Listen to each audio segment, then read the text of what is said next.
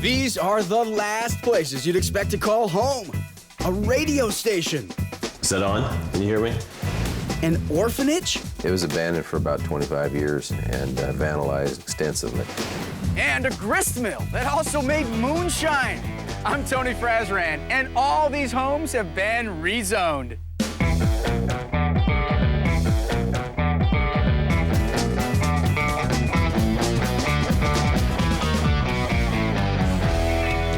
When you turn a public building into a private residence, sometimes the transformation just seems a little more natural. Like our next place. It used to be a furniture store. Joe Valente and Monica Perugini turned an old Florida furniture store upside down.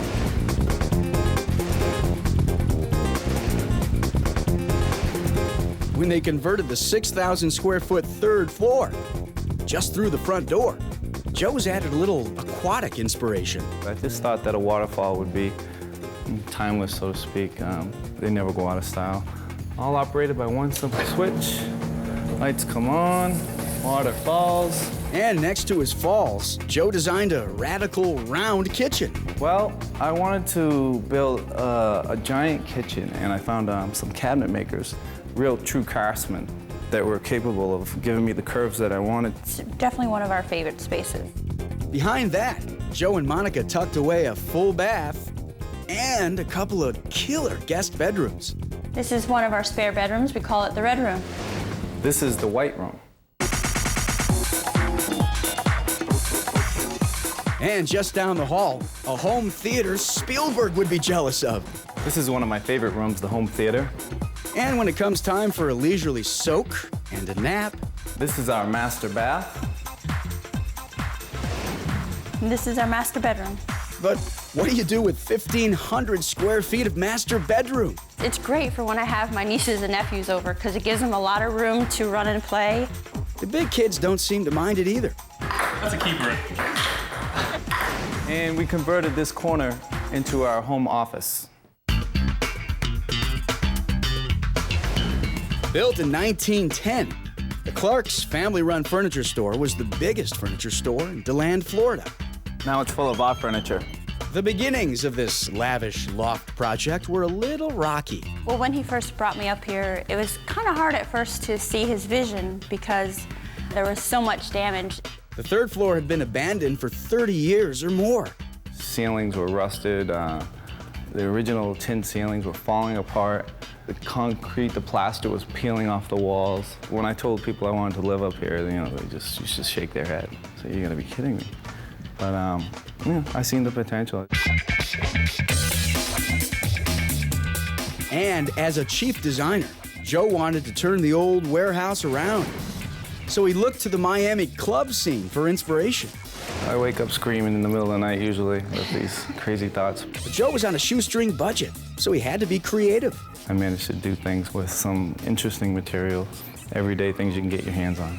Even his amazing 15-foot waterfall is the product of a quick trip to the home improvement store. I got a pond pump. I drilled some holes in PVC to disperse the water evenly. There was a lot of trial and error along the way, but I've got a pretty decent system now. And to separate the living room from the dining room and kitchen, Joe came up with an ingenious idea. Through a little research, I found this ball and chain sort of screen. I realized the breeze from the fans created this wave along the screen, and it just adds life. It created movement, and I love it. Joe's fascination with fans even plays into the design of the living room table. There were 4 giant fans that were in the rear of the building. They were just sitting around, and eventually it just dawned on me, you know what? I'm gonna make a dining room table out of this fan. Once we cleaned it up and took the motor off, we realized that it still spins, so it's kind of cool. It's just like an extra piece of artwork within the building, so it came out pretty neat. Cool. And what dining room table would be complete without a little mood lighting? Those are real candles. I love the light that you get from candles, but the last thing I wanted to do was light 100 candles around my dining room table every night. So Joe and Monica hollowed out the candles and lit them up with flickering Christmas lights. We actually took a blowtorch to the candle to kind of make it look like it was actually burnt at one time.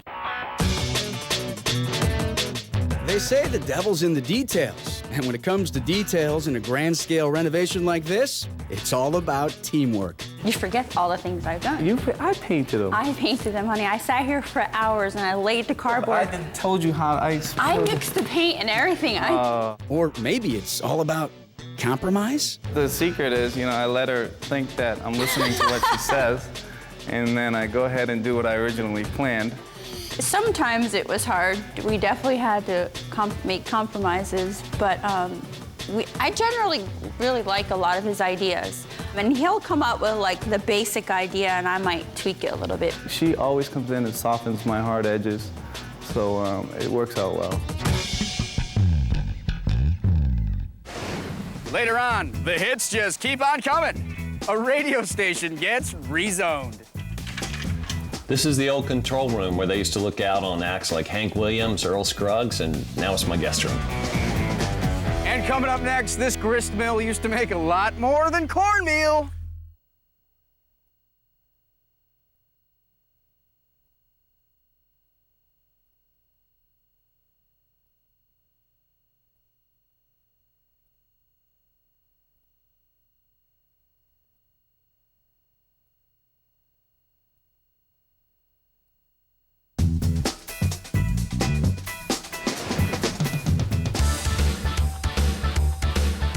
How do you sell an 1890s building that looks like... It was fallen in the creek, It was falling in the creek, literally? had no windows. And one that smells like... Chickens. Chickens, hay. There was hay in here. Well, you just have to find the right buyers. The realtors caught on real quick that these are people who buy weird things.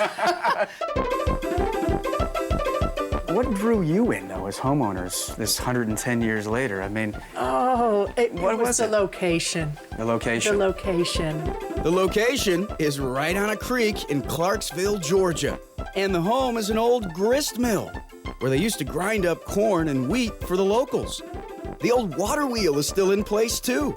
This looks like an old tree house, you know? Well, All it this is. wood. The timbers are over 100 years old, most of them. Wow, this is great. The first floor has a big kitchen, eating area, living room, bathroom, and an office. Up on the second floor is the master bedroom that leads to a deck that's perfect for rest and relaxation. In fact, I think I'll see you guys tomorrow, huh? Ah, yeah. There's a master bathroom and a guest room on the second floor as well. On the third floor, there's a bathroom and 2 more bedrooms. 3,800 square feet of cool country living. It's a house that really loves to entertain. I think it's a very soothing place to be. But that's not how you would have described the mill back in 1989 when the Scovilles paid $65,000 for it. It was dark. Musty, dark, probably Dirty? creaky. We and took a cracky. pressure washer to the inside of the building for a 2-day weekend. That was my weekend. And the whole family pitched in, even their young sons, Nick and Corey. And they just ran this area like it was their personal playground. Well, it was, wasn't it? It was. Nick and Corey, now in their 20s, remember it differently. In the summer times, we called it construction camp. Yeah, so that was it. Those kids are playing with Tinker Toys and learning the alphabet, and you're taking a shower in a grist I mill. wouldn't call them fond memories, but they're vivid.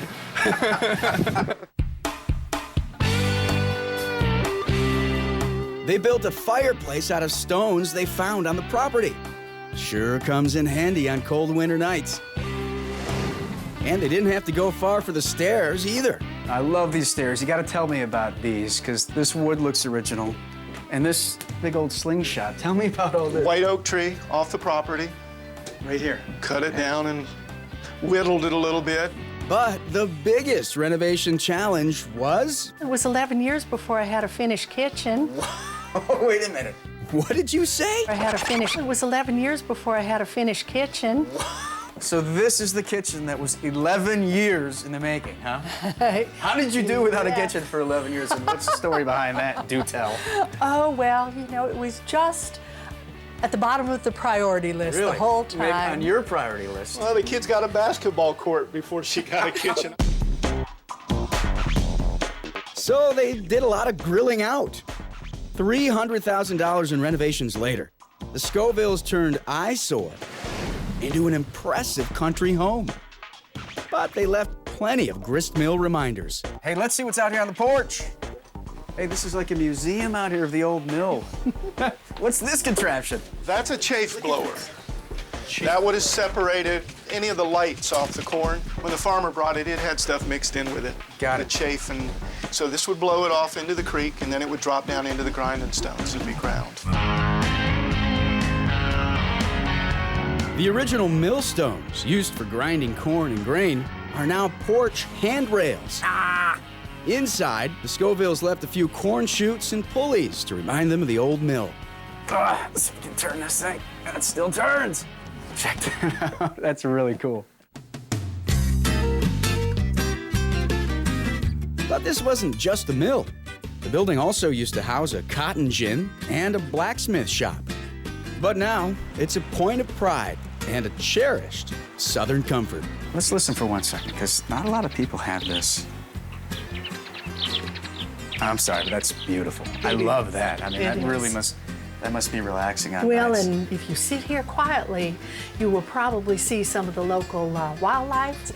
But the biggest thing here is it's a great place to gather family and friends for the holidays. You know, rumor has it that back during Prohibition, the old mill was more like an old still. That's right, moonshine. Here's what's coming up next.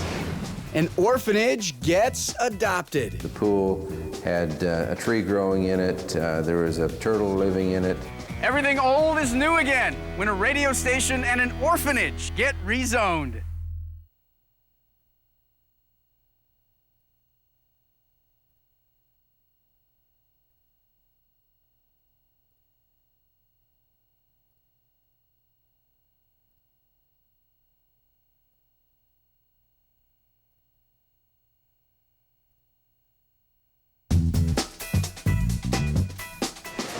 Welcome back. Can you imagine making your home out of a 36,000 square foot orphanage? 36,000 square feet? That's what our next family did.